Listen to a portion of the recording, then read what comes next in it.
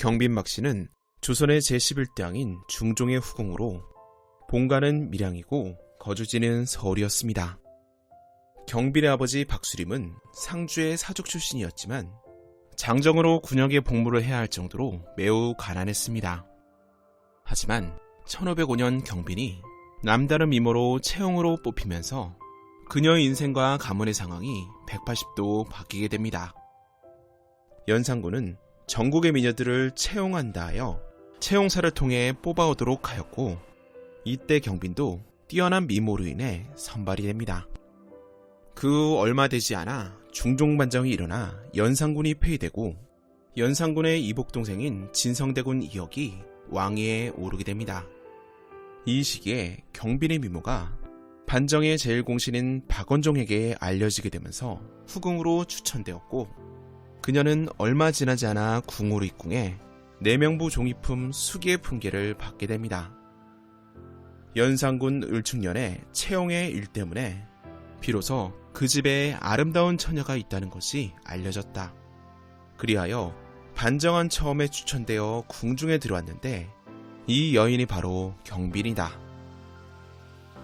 일설에는 박원종이 권력을 유지하려는 방편으로 박씨를 수양딸로 삼아 후궁으로 들여보내줬다고 전해지는데 이는 잘못 알려진 내용입니다.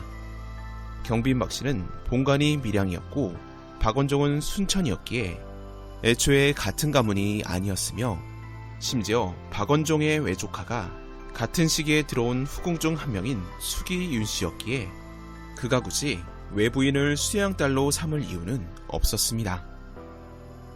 반정으로 왕위에 오른 중종은 공신들의 압박으로 인해 7일의 왕비로 잘 알려진 부인 신씨를 폐위하면서 1507년 간택한 3명의 수기 중 파평윤씨 윤여필의 딸을 왕비로 책봉하는데 그녀가 바로 장경왕후입니다. 참고로 간택된 후궁들은 수기박씨, 수기용씨, 수기윤씨였습니다. 경빈은 비록 아쉽게도 왕비가 되지 못했지만 중종의 총애를 한몸에 받으면서 1509년 중종의 첫 자녀이자 아들인 복성군을 출산하였고 그 공을 인정받아 정의품 소위에 오르게 됩니다. 그리고 딸들인 해순옹주와 해정옹주를 차례로 낳으면서 왕의 후궁으로서 궁궐내 입지를 다지게 됩니다. 이러한 상황에서 왕비인 장경왕후가 원자를 출산하고 산후병으로 세상을 떠나면서 그녀에게 다시 기회가 찾아오게 됩니다. 1515년 중종의 계비 장경왕후가 세상을 떠나고 새로운 중전에 대한 간택 논의가 있을 때 중종의 총애를 받던 후궁인 경빈을 중전으로 삼는 것에 대한 의견이 오갔습니다. 당시 전임 왕비가 세상을 떠나거나 폐출이 되면 다음 왕비는 후궁에서 뽑아 승차하는 방법으로 정했었고, 전임 왕비인 장경왕후 또한 그렇게 계비가 되었기 때문에 경빈 박씨는 내심 자신이 왕비가 될 것이라 여겼습니다. 실제로 중종은 여러 후궁 중에서도 첫 아들을 낳은 경빈을 총애했기에 장경왕후가 원자를 낳고 엿새 만에 세상을 떠나 중전의 자리가 비게 되자 그녀를 새 왕비로 삼으려고 합니다. 그리고 자신의 생각에 대한 확신을 가지기 위해 신하들에게 의견을 물어보았는데 그중 정광필이 경빈의 왕비 책봉을 반대하고 나서면서 상황은 새로운 국면을 맞이하게 됩니다. 이보다 앞서 고니가 아직 결정되지 아니하였을 때 수기박씨가 후궁 가운데서 총애가 으뜸이었으므로 장경의 예를 따라 스스로 중위에 오르고자 하였었다. 상도 이를 따르려 하였으나 대신의 뜻이 어떠한지를 모르겠으므로 정광필, 김은기, 신용계 등에게 간곡한 말로 물어서 그 뜻을 시험하였다.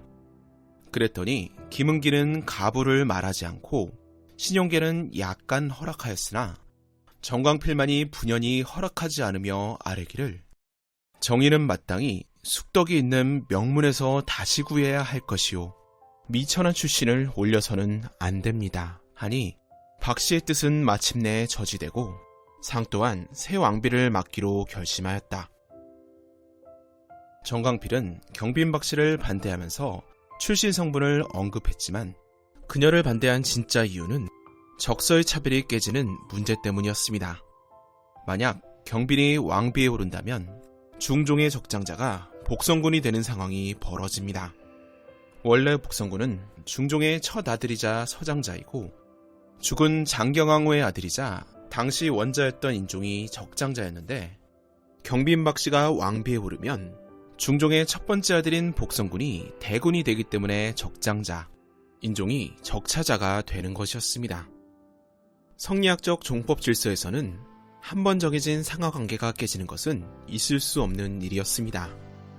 정광필은 직설적으로 왕자가 많더라도 적서와 상하의 분별은 하늘과 땅처럼 현격해야 한다 라고 말했습니다. 이미 아들을 둔 후궁, 즉 경빈박씨가 왕비가 되면 적자와 서자, 윗사람과 아랫사람의 구분이 깨진다고 경고한 것이었습니다. 그리고 그는 뒤에 난 왕자도 나도 정실소생이고 저도 정실소생이다 라고 생각하게 된다면 국가와 백성의 화가 마침내 막야보다 참혹하게 될 것입니다 라고 말합니다.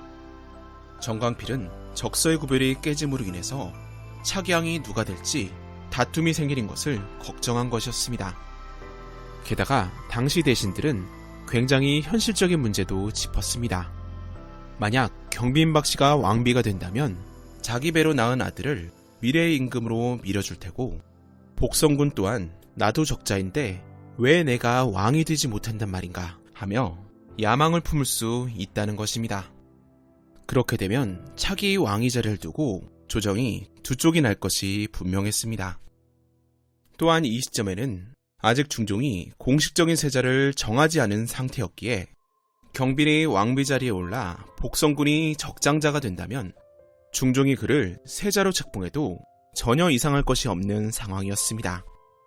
결국 1517년 중종은 경빈박씨를 왕비에 올리지 않고 새롭게 왕비를 간택하기로 결정합니다. 그 결과 원자를 보호한다는 명분으로 죽은 장경왕후와 같은 가문인 파평윤씨 윤지임의 딸을 왕비로 간택하는데 그녀가 바로 문정왕후였습니다. 경빈박씨는 처음 궁궐에 수기로 들어올 때 장경왕후에게 밀려 왕비가 되지 못했듯 중종 12년에도 문정왕후에게 밀려 또다시 왕비가 되지 못합니다. 대신에 그녀는 후궁 중 최고 품계인 정일품 빈으로 승격되어 경빈에 봉해지지만 당시 사람들은 그녀가 이에 만족하지 못했을 것이고 더 나아가 원자에게 원한이 있을 수 있다고 생각했습니다. 시간이 흘러 중종은 제25년 원자였던 인종을 세자로 책봉하면서 표면적으로는 후계자 문제가 일단락되는 것처럼 보였지만 중종의 총애를 받던 경빈박씨는 자신이 낳은 복성군을 다음 때의 왕으로 만들고자 하는 야심을 포기하지 못하고 있었습니다. 경빈은 수려한 미모만큼이나 자존심이 세고 시기심이 강했지만 주변 상황에 대응하고 사람들을 끌어들이는 기질을 가지고 있던 인물이었습니다. 경빈이 궁궐에서 확고하게 실세로 자리 잡고 있는 상황에서 새로 들어온 문정왕후가 궁궐에 들어온 지 10년이 넘도록 아들을 낳지 못하고 딸들만 낳게 되자 상황은 묘하게 흘러갑니다. 왕에게 적장자가 없다면 적차자가, 적차자마저 없다면 서장자가 왕위를 계승할 수 있었기에 만약에 세자에게 문제가 일어나고 문정왕후가 계속 아들을 낳지 못한다면 중종의 서장자인 복성군에게 기회가 찾아와 다음 왕이 될 수도 있는 일이었습니다. 이러한 이유로 경빈박씨는 자신의 아들 복성군을 왕위에 앉히려고 노력을 했고 이 상황을 두고 볼 수 없었던 문정왕후와 치열한 암투를 벌이게 됩니다. 이렇게 일촉즉발의 상황에서 작서의 변이라는 큰 사건이 일어납니다.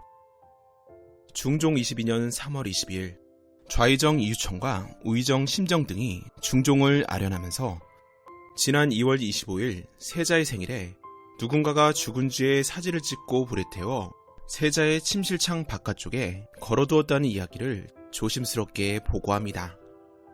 중종은 이 이야기를 듣고 깜짝 놀라면서 곧바로 사건을 조사하라 명합니다. 이튿날 조사한 결과 죽은 쥐가 동궁 거처에 매달리긴 했지만 세자의 침실 창문 밖이 아니라 여러 전에 하인들이 오가는 곳에 걸렸고 이곳은 워낙 사람들이 많이 드나드는 곳이기에 쉽게 범인을 파악할 수가 없었다고 합니다. 조정에서는 정말로 주술로 세자를 해하려 했다면 은밀한 곳에서 했을 텐데 이처럼 뻔히 보이는 곳에 했으니 틀림없이 그로써 누군가 이득을 보려고 수작을 부린 것이라 생각했습니다. 당시 동궁의 궁녀들의 증언에 따르면 2월 25일에 동궁의 북서쪽 담장밖 살구나무 가지 끝에 허리가 삼끈에 감겨 거꾸로 매달린 채 죽은지를 목격했는데 근처에 준치의 머리와 물풀의 나무 조각도 함께 매달려 있었다고 합니다. 이때 처음 이것을 본 궁녀는 누군가 액땜하고자 행한 주술이라고 생각했습니다.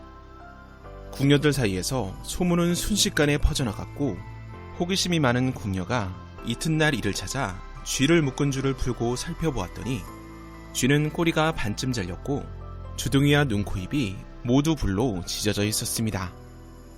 세자의 생일에 하필이면 쥐가 동궁의 해방에 매달려 있었기 때문에 세자를 노린 주술로 판단되면서 왕대비 정현왕후에게 즉시 보고가 올라갔고 그녀는 근처의 통행을 막으라 명합니다.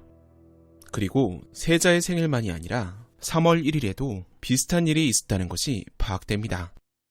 한 궁녀의 증언에 따르면 임금이 거처하는 대전의 공란 아래에 꼬리와 네 발이 달리고 불로 지져진 쥐가 버려져 있었는데 대전의 궁녀들이 세자궁으로 가지고 올 때만 해도 살아있었지만 금방 죽어버렸다고 했습니다. 그 쥐를 목격한 궁녀들은 틀림없이 지난번에 쥐를 매단 자가 했을 것이다 라고 수군거렸습니다.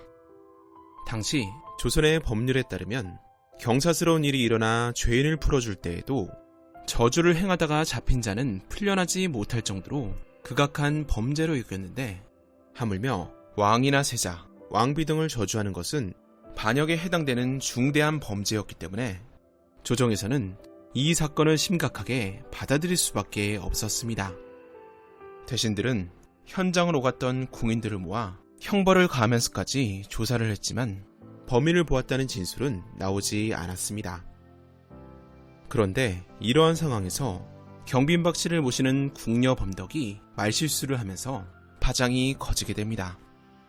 범덕은 3월 1일날 홍기인은 데뷔전에 갔지만 경빈은 가지 않았기 때문에 쥐를 태운 자가 경빈이라고 억측하는 자들이 있다 라고 말한 것이 문제가 됩니다. 그날 밤 홍기인과 경빈박 씨가 모두 대전에 있다가 홍씨만 데뷔전으로 가고 경빈은 궁녀 범덕과 함께 계속 대전에 있던 것으로 추정되었기에 대전 근처에 쥐를 버린 자가 경빈이 아니었겠느냐는 말이 궁인들 사이에서 돌았던 것입니다. 이러한 소문을 접한 궁녀 범덕이 자기 나름대로 모시는 주인을 변호하고자 꺼낸 말이었지만 다른 증거를 잡지 못해 답답해하던 입장에서는 용의자가 제 발로 나선 격이나 다름없었습니다. 그래서인지 이 일이 보고되자 중종은 충분히 의심스러운 정황이 있다며 범덕을 신문하라고 명합니다. 결국 그녀는 끌려가 모질게 고문을 당하면서 고된 신문을 받지만 끝까지 견디면서 범행일체를 부인합니다. 신하들은 중종에게 저주 사건의 범인을 반드시 벌여야 한다고 주장했지만 아무리 조사를 해도 용의자는 범덕뿐이었고 그마저도 철저히 혐의를 부인했기에 범인을 벌하려 해도 범인이 없는 상황에 이르게 됩니다. 이렇게 사건 조사가 지지부진해지자 왕대비 정현왕후가 움직임을 보입니다. 대비는 4월 14일 한글로 글을 내리면서 경복궁 침실에 버려져 있던 쥐에 관한 사건이 벌어진 당시에 경빈이 그곳에서 오랫동안 혼자 앉아 있었고 그녀의 시녀 범덕이 뜰밑을 2번이나 왕래했다는 것을 밝힙니다. 또한 3월 28일에는 경빈의 첫째 딸 해순옹주의 시녀들이 인형을 만들어 목을 매는 신용을 하면서 뒤 지진 일을 발설한 사람은 이렇게 죽이겠다 라고 저주하며 욕설을 했다는 사실이 있었고 이 일을 알게 된 대비는 곧바로 관련자들을 모아 추궁하니 일부는 자복하고 일부는 자복하지 않았다고 합니다. 이러한 사실들을 근거로 정현왕후는 다른 혐의자가 없으니 가장 의심스러운 경빈박 씨의 계집종들을 조사해야 한다고 말합니다. 이는 왕대비 정현왕후가 경빈을 직접 범인이라고 하지는 않았지만 첫 번째 용의자라고 제시한 것이나 다름없었습니다. 이로 인해 경빈박 씨와 해수농조를 담당하던 시비들은 추국장으로 끌려가 모진 고문을 당하며 신문을 받지만 모두 입을 열지 않으면서 사건은 답보 상태에 빠지게 됩니다. 결국 중종 22년 4월 21일 우의정 심정은 경빈과 해수농주를 모시는 시비들이 6번이나 고문을 받아 거의 죽을 지경이 되었는데도 죽음을 각오하고 범행을 자백하지 않으니 이제는 결단을 내릴 시점이라고 말합니다. 심정의 말을 듣고 고심하던 중종은 범인이 누군지 모른 채 단지 의심스러운 일만을 가지고 죄를 정하는 것은 아니 된다고 반대를 하지만 다른 대신들도 거듭해서 간청을 하며 이 사건은 세자의 안위와 종묘사직에 관계되는 일이기 때문에 반드시 벌을 주어야 한다고 의견을 모으자 중종은 마지못해 경빈박 씨를 폐서인하기로 결정합니다. 이후 승정원에서는 경빈을 내치기 위한 절차로 폐서인의 교지를 작성해야 했는데 당시 범인이 경빈이라고 자백한 사람이 없었기 때문에 폐서인하는 사유를 뭐라고 적어야 할지 신하들은 난감해합니다. 그래서 승정원에서는 중종에게 뭐라고 적으면 좋을지 지침을 달라고 요청을 했는데 중종도 할 말이 궁했는지 은근슬쩍 책임을 왕대비 정연왕후에게 돌립니다. 대비께서 경빈을 의심하는 글을 보내셨으니 그것에 의지하여 작성하라는 것이었습니다. 하지만 이 소식을 전해들은 정연왕후는 펄쩍 뛰며 자기가 경빈박 씨를 범인으로 몰았다는 것을 인정하지 않았으며 당연히 책임 또한 지려고 하지 않았습니다.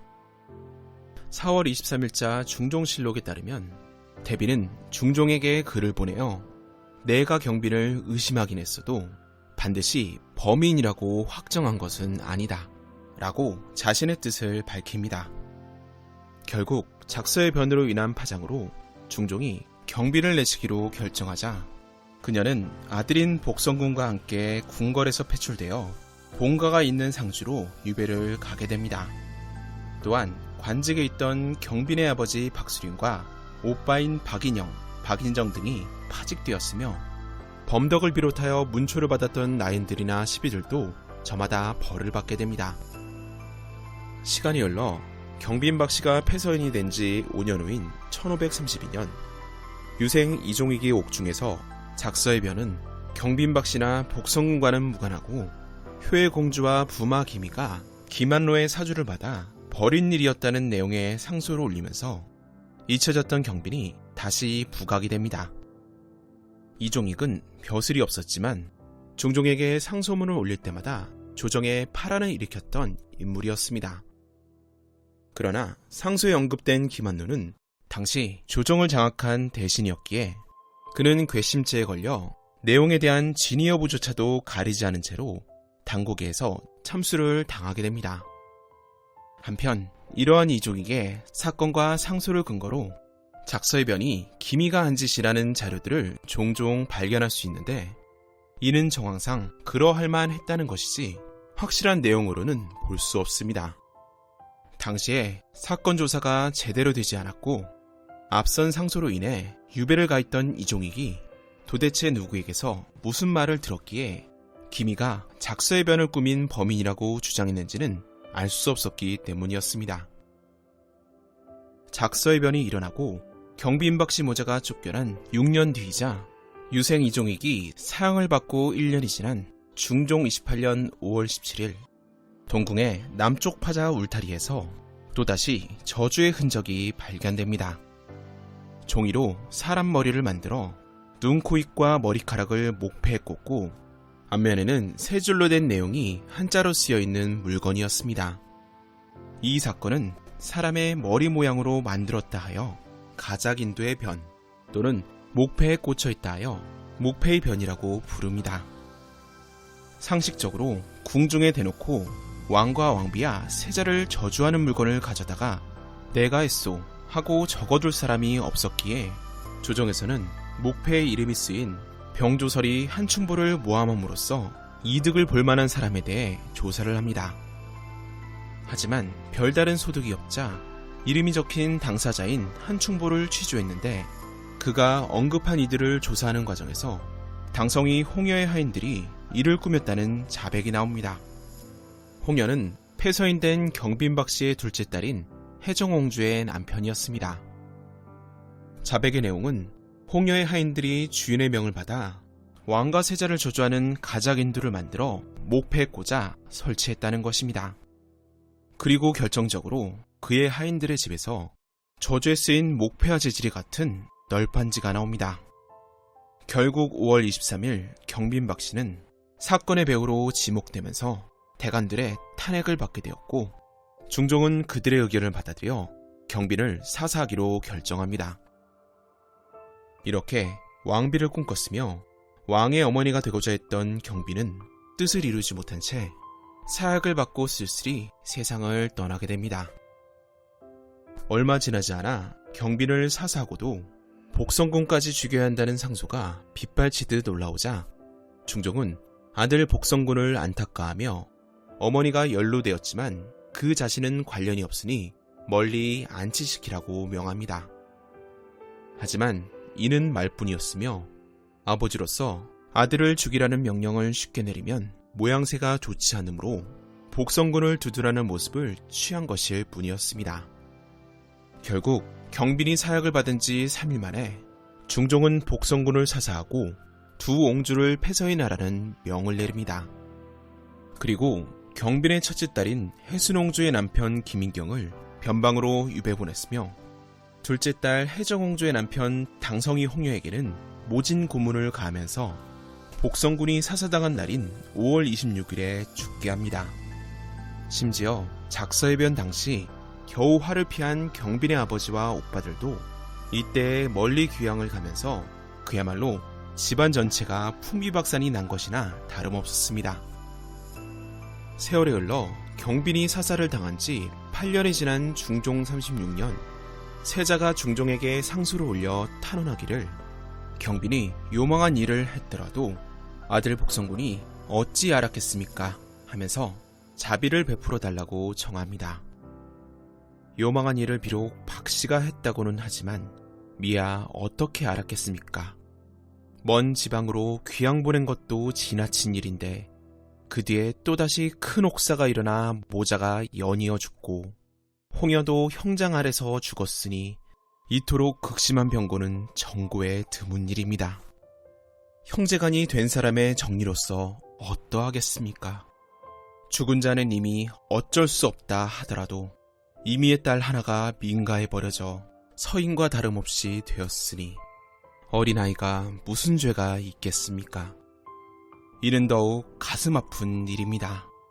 두 옹주도 나이 어린 딸로 그 일에 참여하지 않았음이 분명한데도 속적에서 제적되었으니 생각이 여기에 이르면 저도 모르게 눈물이 흐릅니다. 신 하나로 인하여 형제간의 변이 이 지경에 이르렀으니 이는 신이 항상 애통해하는 것입니다. 잔치를 베풀고 술을 마실 때에도 같이 화락하게 즐기지 못하여 슬프고 불쌍한 생각이 가슴에 더욱 간절합니다. 그러므로 저번에 말씀을 드렸으나 윤허를 받지 못하여 다시 충정을 아래어 천총을 욕되게 하오니 삼가 바라건대 불쌍히 여겨주소서. 이에 중종은 세자의 성품과 정성을 가상히 여겨 죽은 미에게 복성군 신분을 되돌려주도록 허락하였고 얼마 지나지 않아 두 옹주 또한 신원해줍니다. 당시 작서의 변과 가작인도의 변을 주도하고 실행한 진짜 범인이 누구인지는 끝내 밝혀지지 않았습니다. 그래서인지 세자 또한 중종에게 탄원하면서 두 사람이 억울하게 죽었다고는 말하지 않았고 다만 미의 딸이 불쌍하게 지내니까 자신이 바라보기 괴롭다며 중종의 동정심을 자극하려고 했습니다. 또한 중종 역시 경빈과 복성군 모자가 억울하게 죽었다는 사실을 인정하지 않았기에 공식적으로 경빈이 신원되었는지는 실록의 기록으로 알 수 없습니다. 조정에서는 경빈, 복성군, 당성이 홍여 등이 억울하게 죽은 듯 하긴 한데 증거는 없고 왕의 체면 문제도 있으니 복성군과 옹주들의 신분을 되돌려주는 선에서 수습하자는 분위기였습니다. 물론 기말로가 정말로 작사의 변이나 가작인도의 변을 사주했을 가능성은 높습니다. 기말로는 세자의 사람으로 작서의 변 이후 귀양에서 풀려나자 세자를 위협하는 세력이 있으므로 그를 보호해야 한다는 명분을 내세우며 사람들을 끌어모았고 정적들을 처리하면서 권력의 정점에 오르게 됩니다. 작서의 변과 가작인도의 변 두 사건은 세자를 위협하는 세력이 있다는 눈에 보이는 물증으로 작용하게 되었고 이로 인해 가장 이득을 많이 본 사람이 바로 기만로였기에 증거는 없지만 그가 이를 꾸민 배우가 아닐까 하고 짐작하는 것입니다. 또한 제3의 인물이었던 문정왕후가 개입했을 가능성 역시 존재합니다. 문정왕후가 중종과 가래를 올린 지 10년이 넘도록 아들을 낳지 못했지만 딸들을 연이어 낳았으므로 불임은 아니었습니다.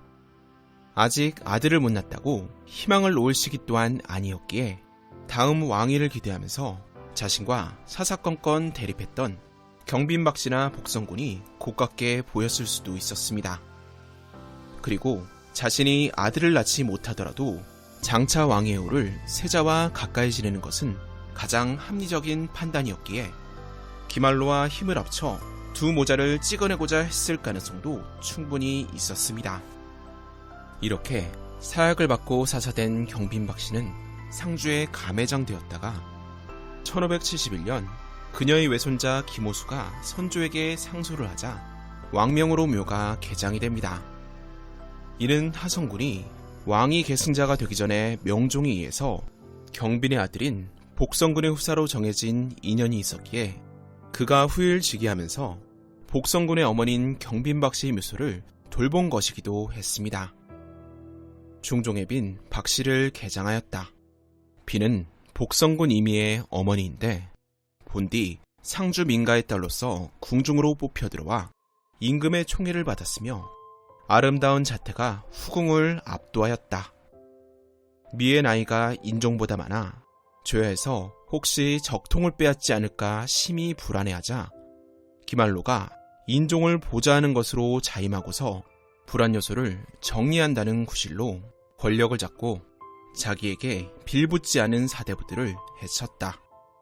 이에 궁인들이 서로 호응하여 박씨가 동궁을 저주했다고 무고하여 마침내 복성군과 매서홍려가 다 피해를 당하고 비는 내쫓겨 상주로 돌아온 뒤에 끝내 사사되어 그 지방에 감회장하였다. 이때에 이르러 그의 외손 김호수의 상소로 인하여 이에 따라 개장할 것을 명하였다. 복성군이 사사될 때 명사가 다 그 논의에 참여하였기 때문에 기말로가 패망한 뒤에도 사람들이 그 억울함을 밝히지 못하였다. 상이 잠저했을 때 명종이 명하여 복성군의 후사로 삼았으므로 상이 특별히 휼전을 베푼 것이다. 경빈의 무덤은 경기도 남양주시 진전읍 연평리에 위치해 있으며 그녀의 무덤 아래쪽에는 아들 복성군의 묘가 자리 잡고 있습니다. 중종실록에 기록된 경빈박씨에 관한 기록은 매우 부정적입니다. 경빈은 미천하고 탐욕이 많은 사람으로 기록되어 있으며 스스로 왕비가 되길 바랬던 부분으로 인해 서간들에게 부도덕하고 불순한 인물로 여겨지면서 신랄한 비판의 대상이 됩니다. 또한 복성군의 존재는 세자에게 위협적인 존재로 인식됩니다. 경빈은 성품이 공손하지도 않고 만족할 줄도 몰라서 사랑을 얻으려는 술책만 힘썼다. 은총을 믿고 멋대로 방자하게 구는가 하면 분수에 넘친 마음을 품고 뇌물을 널리 긁어들였으므로 간청하는 사람이 구름처럼 몰려들었다. 그러고도 전혀 경계할 줄 모르다가 이런 화를 저지른 것이다. 그러나 시로는 박씨만의 죄가 아니라 역시 임금이 지나치게 총애한 소치라고 했다.